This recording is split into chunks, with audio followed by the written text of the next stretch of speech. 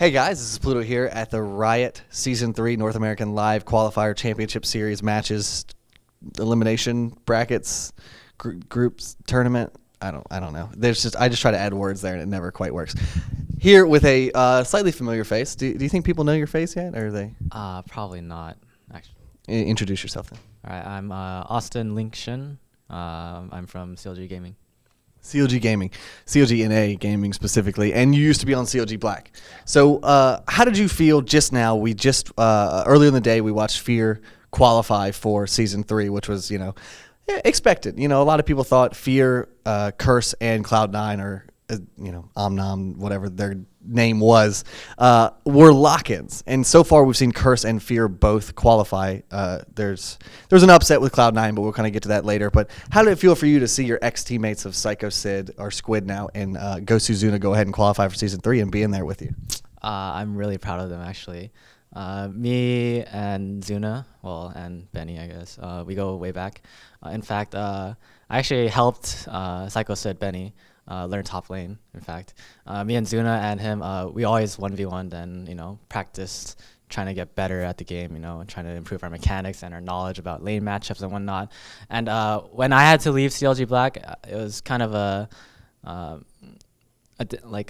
depressing point in my life, I guess, because I really do want to play with them.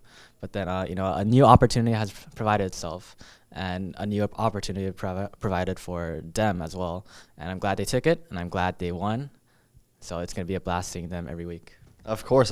Now, just like you said, you were on CLG Black. You were the mid lane player over there, and you couldn't come. I think the first time I met CLG Black was probably at MLG Raleigh, and you weren't there because of school obligations. So you left the team thinking you were going to go to school, thinking you were going to continue and further your education. I think I just said education. And now that you're back, did you decide to put that on hold when you got the offer from CLG to be their sub? Or was it vice versa? Did you put it on hold and then ask them to do that because this is where your heart lied and this is where you actually wanted to be? They made some offers, and I thought about it for a while, and I kind of thought about my priorities in life. I understand that school is important, but at the moment what I want to do is this kind of life, I just want to take a break, just kind of live the dream a little bit, relax, meet some new people, get a good life experience. Now, living that life, as you say, is now living in the CLG gaming house here in California, which isn't a far cry from where you were before, because I believe you were already in California, correct? So it's not like a huge move or anything, but now you're living with a bunch of gamers, you're living with a bunch of guys. How different was that from your previous life? I mean, were you living at home? Were you living away in an apartment, or what's it like? I used to live at home, and I used to commute to college. At the moment, I'm living with, obviously, CLG. So it's kind of a different kind of lifestyle, but at the same time, it's really interesting. It's fun in a way. Who has been your best friend in the house so far? Best friend? Who's accepted you? Well, pretty much everyone has kind of accepted me. But I think closest, I'd say, like Double Lift and Kelby, I guess. That's adorable. That's so cute. You guys are going to be like little Asian brothers. It's going to be adorable. Now, as you said before, you kind of help cultivate, it seems, Sid. Do you consider him your protege? Do you feel like, oh, my apprentice, he becomes a master. I love it. Not in that sense, but it was something that we used to kind of like watch replays together in a sense, and I taught him some things, and then he taught me some things. So in a sense, it was kind of a growing up like together sort of relationship, and then that's how I met Zuna through him, because they were like so close as friends. And then Now, you've been here the whole time. You came yesterday. You were, I think, one of the only members of CLGNA that kind of came out that day to come and watch the matches and stuff like that. And they all made an appearance today. But yesterday, I was talking to you, and you just seemed to have such a deep game knowledge. You seem to be really obviously knowledgeable about the game, and I want to ask you your opinion on how the tournament has played out thus far. Do you think everything has gone just as you expected? Were there any crazy upsets that you didn't expect, or how exactly has the Season 3 qualifiers been? Season 3 qualifiers have been almost exactly as I planned. It's basically 5v5 solo queue in a sense, except for like the top 3 teams, which is like Fear, Curse, and I don't really know. Whatever. Cloud9? Yeah, Cloud9 maybe. But then Cloud9 was supposed to make it, like in my predictions, because of how well they played in scrims versus us. But they didn't make it somehow. I don't know what happened. They kind of derped or something. Something went wrong, obviously, and now they're kind of knocked out. And like Double Lift and Chaucer said, it's really watching dreams die, and it's kind of sad at the same time. So yeah. I don't think anyone in particular takes enjoyment in watching someone's dreams die, of course, except maybe like a soulless gender, but that's neither here nor there. So the Marn upset, I think, is what it's becoming known as, really. The Marn base race against Cloud9 came out of nowhere. I mean, people were expecting Cloud9 as a shoe-in, to get through that group. And then Azure Gaming was kind of not an unknown per se, but they were like, we think Marn can take second or Azure Gaming can take second. It's kind of a toss-up. No one expected it to be Cloud9 versus Azure Gaming for the second spot with Marn up top. What do you think went wrong for Cloud9? Or not really that so much as what do you think went right for Marn? I mean, how did they make it this far? And now we're about to watch their match against Brunch Club. How do you think they're going to do qualifying for Season 3? You think they can make it and beat out Brunch Club? In my original predictions, I predicted Group D as the group of death, which is basically everyone is super close. There's also a dark horse, which was Ihamda's team, who is a normal star pretty much.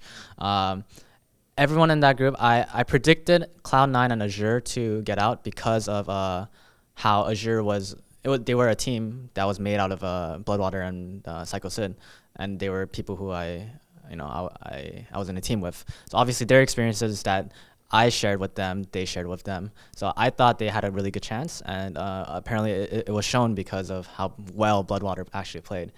Godwater, pretty much.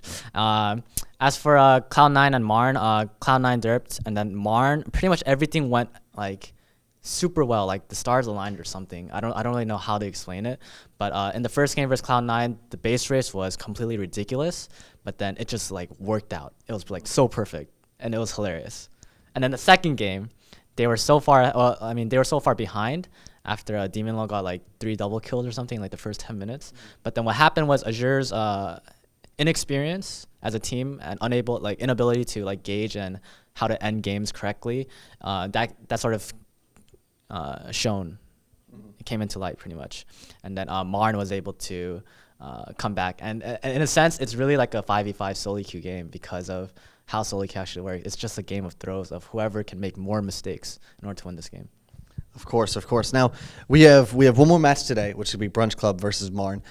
In your scenario, in your head, who's going to come out on top of that one? I want to say Brunch Club because of Team Marn is actually a really predictable group if you do your research. And I researched for like 10 minutes, and I could list out every hero that they will play or they will not play. And I'm pretty sure Brunch Club already knows all of this, but then what's going to happen is will they get outplayed or not? So I like the team skills are really close. They're really equal because of how new they are and how they have so much talent that can flourish, but at the moment it's not like it hasn't bloomed. So we'll see. All right. So let's assume your prediction is correct. Let's say that Brunch Club wins today. That leaves, a couple people on the chopping block. It leaves Meat Playground, it leaves Azure Gaming, it leaves Marn. Who do you think will take that 5th coveted spot tomorrow? I think Azure Gaming will because of they have a lot of variety of team comps they can run. And if they do their research again, like if Team Marn falls to Brunch Club, all they have to really do is kind of research about how the other teams kind of fell. And all the other teams that have lost already, they really don't have a variety of team comps. But I feel Azure had one of the hardest brackets in the group, and they got really unlucky in a sense. But I have a really strong feeling that they will move out. However, I do want Team Marn and Brunch Club to move out. So to move up to Season 3. Okay, so even though Bloodwater is my homie, pretty much, but yeah, so you would like to see perfect scenario. You'd like to see Brunch Club and Marn in Season 3, but you don't think that's quite gonna play out. That's not how the cards are gonna fall. How the cookie's gonna crumble.